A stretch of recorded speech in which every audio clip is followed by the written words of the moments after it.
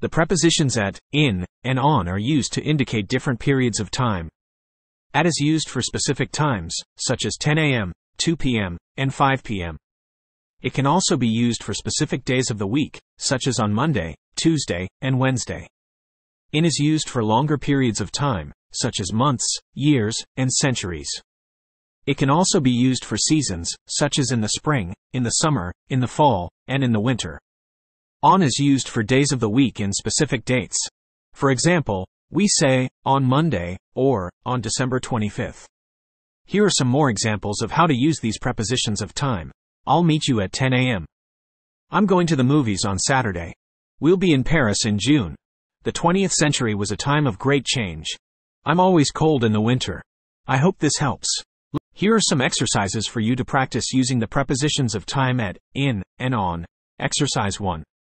Fill in the blanks with the correct preposition of time. 1. I'm going to the movies __ Saturday. 2. The sun sets __ 8 p.m. in the winter. 3. I was born __ the 1980s. 4. The meeting will start __ 9 a.m. 5. We'll be in China __ a few weeks. Answers. 1. On. 2. At. 3. In. 4. At. 5. In. Exercise 2. Circle the correct preposition of time. 1. I'll meet you __ 10 a.m.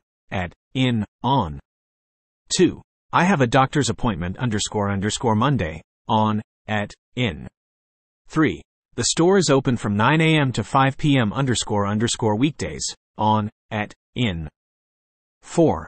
The 20th century was a time of great change __ the world, in, on, at. 5. I'm always cold __ the winter, in, on, at. Answers. 1. At. 2. On. 3. On. 4. In. 5. In.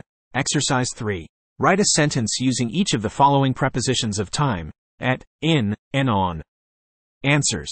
At. I'll meet you at 10 a.m. In. I'm going to Europe in the summer.